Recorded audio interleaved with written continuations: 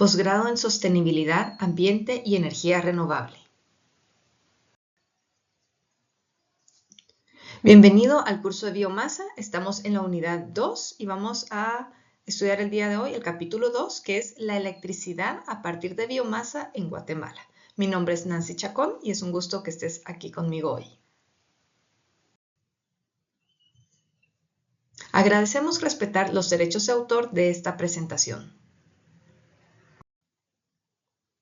Bueno, en la clase pasada aprendimos cuál era la importancia de la biomasa a nivel nacional en cuanto a energía primaria, energía secundaria, y vimos que hay una gran importancia del uso de la biomasa como leña. Ahora, en este capítulo, vamos a estudiar un poco más a detalle cuánto representa en la producción a nivel nacional de electricidad a partir de biomasa.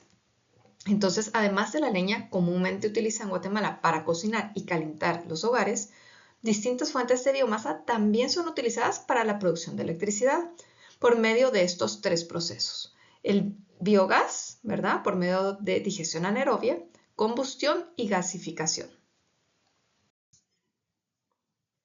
A continuación, vamos a comprender cuál es la capacidad instalada a partir de biomasa.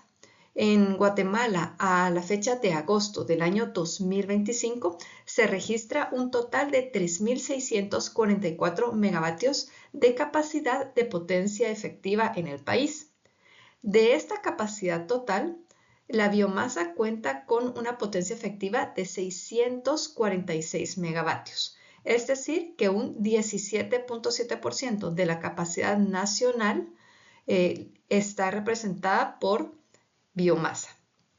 ¿Qué tipos de plantas podemos aquí encontrar? 100% biomasa son 22 megavatios. Ahora, hay plantas que son flexifuel, quiere decir que pueden usar dos o más tipos de combustible. Aquí podemos encontrar que las biomasas carbón cuentan con 400 megavatios instalados y biomasas búnker con 222. Como vamos a ver más adelante, esto está bastante representado por la industria del azúcar, en donde en su proceso utilizan este tipo de calderas en las cuales usan durante la zafra el bagazo de caña de azúcar. Ahí es cuando utilizan biomasa, y cuando es la temporada de no zafra utilizan un combustible fósil, ya sea carbón o búnker. Pero en cuanto a capacidad instalada, pues podemos sumar esos casi 645 megavatios.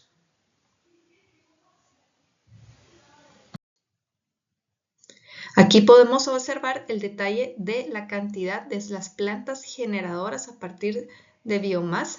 Tenemos 28 plantas de generación que suman esos casi 646 megavatios.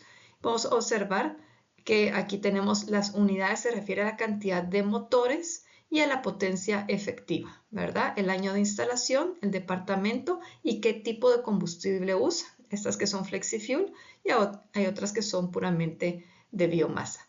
Entonces, como podemos observar, mucha esta capacidad instalada, sobre todo de flexifuel, desde aquí para acá, estamos hablando de ingenios azucareros, y luego tenemos pues plantas generadoras del Atlántico que trabaja en Izabal con biomasa, y lo que es el biogás del vertedero de la zona 3, tenemos dos plantas, el Trébol y el Trébol fase 2, con un total de 4 motores. También tenemos la de biomasa Santa Ana, que también es con biogás y planta extractora de palma. Así que todas estas suman 28 plantas de generación. Y las potencias, hay potencias desde muy pequeñas, sobre todo estas, ¿verdad?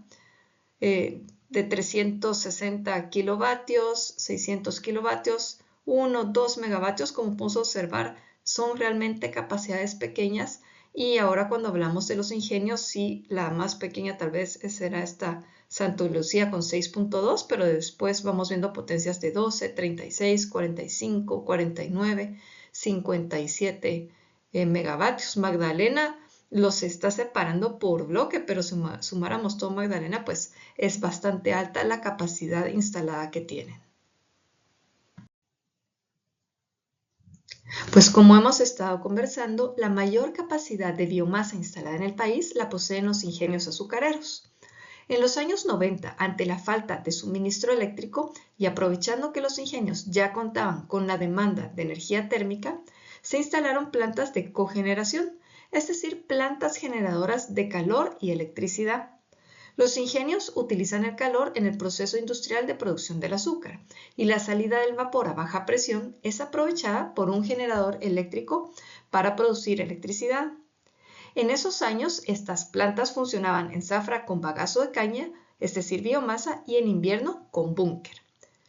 Con el paso de los años, el precio del búnker y del diésel fueron subiendo y estas plantas ya no fueron económicamente eficientes. Así que entre los años 2013 y 2016 se sustituyeron por plantas FlexiFuel, biomasa, carbón, ya que este último tiene precios mucho más bajos que el búnker. Actualmente, durante la zafra, se sigue produciendo con bagazo de caña y en invierno ahora lo hacen con carbón. Ahora ya sabemos cuál es la capacidad instalada de plantas con biomasa. Vamos a hacer un análisis de la producción de energía eléctrica en Guatemala. En el año 2024 podemos observar que el 59% de la energía que se produjo en el país fue a partir de fuentes renovables. Esto cambia cada año, ¿verdad? Depende mucho del año hidráulico. Y la generación a partir de biomasa fue del 12.6%. Aquí tenemos el detalle para este año, con recursos hidráulicos casi 41%, con biomasa 12.48%, eólico 2%, vapor geotérmico 2%, solar 1.2%, sin gas, que también es una biomasa, no llega ni siquiera a 1%, igual que el gas natural, y ahora el biogás 0.14%, carbón 20.44%, coque de petróleo 12.63%, búnker 6.61% y diésel 0.28%. Cuando sumamos entonces la biomasa, el sin gas y el biogás, tenemos un resultado de 12.6% de la generación de electricidad a nivel nacional. Ahora vamos a iniciar un nuevo capítulo para comprender la transformación de la biomasa para generación de distintos productos. Entonces tenemos varios tipos de biomasa, van a entrar en un proceso de transformación y podemos producir tres productos: electricidad, energía térmica y biocombustibles. Bueno, ¿y cómo vamos a producir estos productos, verdad? De electricidad, calor y biocombustibles. En el mundo tenemos, pues, como ya vimos, varios tipos de biomasas, ya sean residuos agrícolas, forestales, residuos de industrias, de la industria agroalimenticia, residuos urbanos, residuos ganaderos. Todo lo constituyen diferentes tipos de biomasas. Recordemos siempre que todo viene a partir de la energía del sol, gracias al sol, que es nuestra fuente principal de energía. Todas las biomasas pues pueden crecer y podemos hacer esas transformaciones por medio de 4 macroprocesos, diría yo. Número 1 es combustión, biogás o digestión anaerobia, gasificación y biocombustibles. Entonces vamos a ir en las siguientes clases viendo etapa por etapa cada uno de esos sistemas de transformación y los invito a que continuemos porque va a estar bastante interesante. Vamos a iniciar entonces con la combustión. La combustión es la reacción química en la que un material, es decir, un combustible, a una temperatura específica y combinado con oxígeno produce gases, sólidos y calor. En la fórmula más sencilla podemos ver que la molécula de carbón se une con la de oxígeno y produce CO2 y calor. En una un poquito más compleja tenemos el combustible en una combinación de carbono-hidrógeno, que sería el CH2, con el aire y al ser quemado se produce el CO2, el H2O, que es vapor de agua, se libera nitrógeno y calor. Es decir, todos estos son gases de combustión y también pues tenemos como producto el calor. Ahora recordemos el triángulo de fuego, que nos dice que para que se dé una combustión necesitamos 3 elementos. El primero es el combustible, el calor y el oxígeno. Entonces siempre vamos a necesitar que estos tres elementos estén presentes para tener una buena combustión. Ahora vamos a comprender cómo se ve un diagrama general de una planta de combustión de biomasa. Tenemos aquí el combustible, el cual entra a una caldera en donde se quema la biomasa. En la parte inferior vamos a tener la ceniza. Tenemos los gases exhaustivos, ¿verdad? Ese CO2, nitrógeno, vapor de agua que salen, pero el calor aquí viene a calentar un circuito cerrado de agua, ¿verdad? Por medio de intercambiadores de calor, y esa agua llega a elevar su temperatura hasta un punto de convertirse en vapor de agua. Y al ser vapor de agua entra en una turbina de vapor, la cual hace que se mueva las astas de un generador para poder producir energía eléctrica. Entonces esa energía eléctrica ya se va a un transformador para poder elevar el voltaje al voltaje que maneja la línea de transmisión.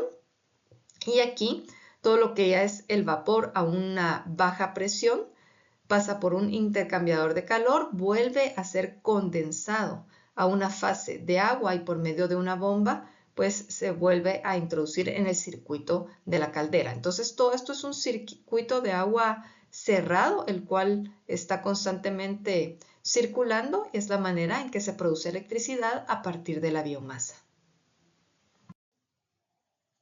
Aquí tenemos exactamente el mismo proceso que vimos en la slide anterior, pero de una manera visual un poco diferente. Tenemos la biomasa aquí almacenada. Este es el famoso sistema de alimentación que les digo que puede ser pues por medio de bandas, de cangilones, de tornillos sin fin, pero al final este sistema de alimentación introduce la biomasa dentro de la caldera. Aquí podemos ver la combustión de la biomasa, el fuego, y se está calentando el agua que está aquí. Los gases exhaustivos salen por acá y aquí se eleva la temperatura del agua hasta convertirse en vapor, y ese vapor pues ya se va a una turbina de vapor conectada a un generador. El generador conectado al transformador para elevar el voltaje y ya se va a la conexión de la línea de transmisión de energía eléctrica. Por el lado de la turbina de vapor, pues volvemos a esa condensación del agua, a la bomba de agua que vuelve a introducirla a la caldera. Para comprender las distintas dimensiones o rangos de potencia que existen en las calderas y en las plantas de generación con biomasa, comprendemos que las plantas termoeléctricas de combustión pueden ir en rangos diferentes. De plantas pequeñas serían plantas menores a unos 5 megavatios. Las plantas medianas están alrededor de los 10 megavatios y las plantas de gran escala podríamos hablar de dimensiones superiores a los 20 megavatios. Muchas gracias por acompañarnos. Esto fue todo por el día de hoy y nos vemos a la próxima.